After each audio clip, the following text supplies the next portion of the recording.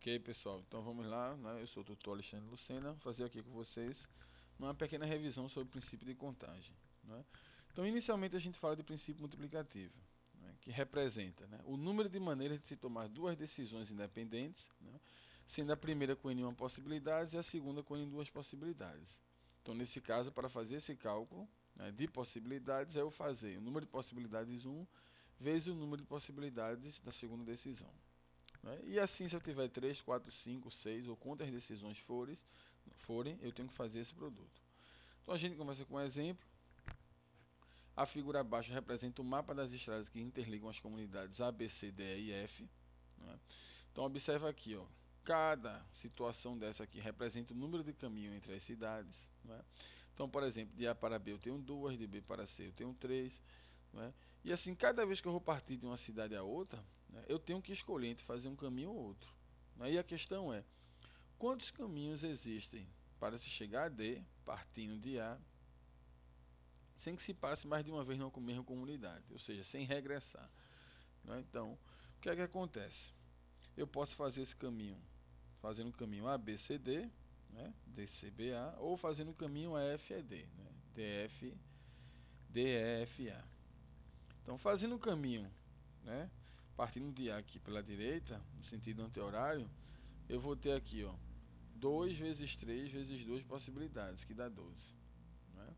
E partindo por esse caminho aqui, né, esse DFA, que é o mesmo que AFD, eu vou ter 3 vezes 2 vezes 1 possibilidade.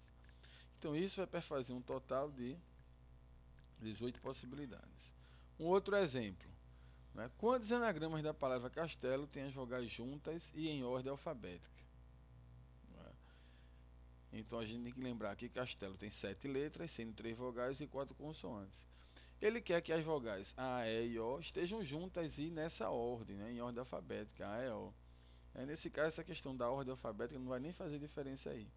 Mas aí, se eu quisesse saber quais são os anagramas, teria. Mas eu só quero saber quantos são, então essa questão da ordem alfabética não faz tanta diferença. Mas aí o que acontece? A, E e O vai aparecer sempre junto no agrupamento. Né? Então, nesse caso, eles vão representar apenas um elemento. Eles não podem ser mudados porque ele quer nessa posição, apenas um elemento.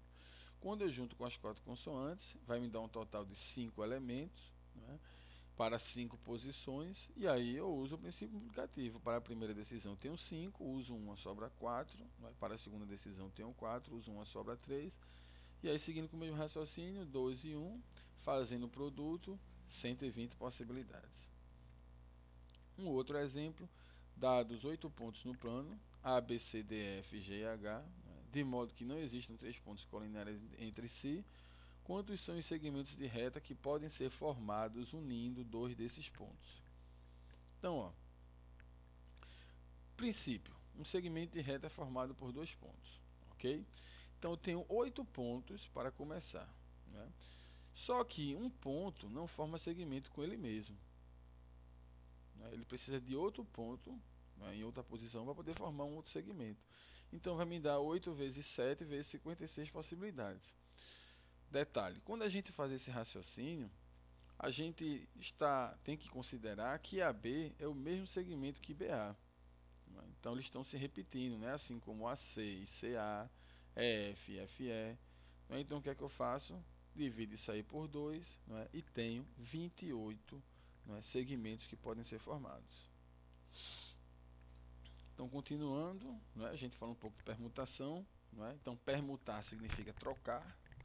Né? E na análise combinatória, permutar significa trocar de posição. Então, exemplo, quando os anagramas têm a palavra amor? Né? Então, o que nós queremos é encontrar todas as palavras que é possível formar com as letras A, M ou R, né, palavras com ou sem sentido. Então, nós temos aí, né, fazendo todas as permutações possíveis, né, nós temos aqui 24 palavras. Só que nem sempre eu vou conseguir fazer, né, descrever todas as permutações. Né? Então, muitas vezes a gente tem que fazer apenas o cálculo. Né? No caso aqui deu 24, mas qual é o raciocínio que a gente usa? Eu tenho 4 elementos para permutar em 4 posições. Né? Então, isso aqui eu faço P de 4, não é? Que vai me dar, que vai que vai me dar 4 vezes 3 vezes 2 vezes 1. Né? Um total de 24. Total de 24. Ok?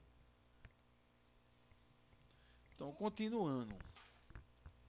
Né? Quantos números de 5 algarismos distintos podemos formar com os dígitos 1, 3, 4, 5 e 8? Né? Então, aqui, 5 algarismos distintos, né? Portanto, sem repetição. E eu vou permutar 5 elementos em 5 posições. Né? Que no caso é 1, 3, 4, 5 e 8. Né? Melhor corrigindo aí. Então, mais uma vez, mesmo princípio multiplicativo, vou usar 5 vezes 4 vezes 3 vezes 2 vezes 1. Né? 5 algarismos, eu uso 1, né? Sobram 4. Eu uso mais 1, sobram 3. Eu uso mais 1, sobram 2. Né? Sucessivamente. Então, falando de repetição de elementos. Né? Então, quantos anagramas é possível formar com as letras da palavra aço? Então, a princípio, essa palavra não tem repetição de elementos. Né? Então, se eu fizer, vai me dar um total de 6 permutações. Está aqui representado. E eu apresento agora uma onde existe a repetição. Né? Quantos anagramas é possível formar com as letras da palavra asa? Então, observa que o A, né, aqui aparece duplamente. Então, só tem um total de 3 permutações. Né? Só tem 3 anagramas. Só é possível fazer 3 permutações. Mas, por que diminuiu, né, o número de agrupamentos desse tipo, se o número de elementos é o mesmo? Um exemplo bem simples é que, quando eu troco, né, quando eu tenho elementos repetidos, quando eu troco de posição o mesmo elemento, ou melhor, um elemento igual, elementos iguais, vai me gerar a mesma palavra. Então, nesse caso aqui, ó, não acontece. Ó. Quando eu troco A com O, né, eu formo outra palavra. Aqui não. Quando eu troco A com A, eu formo a mesma palavra. Então, assim, ó, a gente faz o cálculo dessa maneira, né, onde N representa o número de elementos do conjunto, né, e esses elementos aqui, alfa, lambda, etc., representam o número de elementos, né, do agrupamento. Então, está aqui, né, eu acabei de explicar isso. No exemplo anterior, quantos anagramas é possível formar com as letras da palavra asa? Então você vai ter que N é igual a 3 e alfa é igual a 2, ou seja, alfa é a repetição do A, né? Eu tenho 2 A's. Então vai me dar o total de P de 3 sobre P de 2, né? Que vai me dar 3 fatorial sobre 2 fatorial, que dá 3. Um outro exemplo, quantos anagramas é possível formar com as letras da palavra propostas? Né? Então eu tenho o N, número de elementos 9, né? Propostas tem 9 letras. Não é? Esse 2 aqui representa o número de repetições do P. Esse outro 2, o número de repetição do S. E esse outro 2, o número de repetições do O. Então, o cálculo com o número de permutações é dado dessa maneira. Não é? P de 9 sobre P de 2 vezes P de 2 vezes P de 2. Que vai me dar um total de 9 fatorial sobre 2 fatorial vezes 2 fatorial vezes 2 fatorial. Né?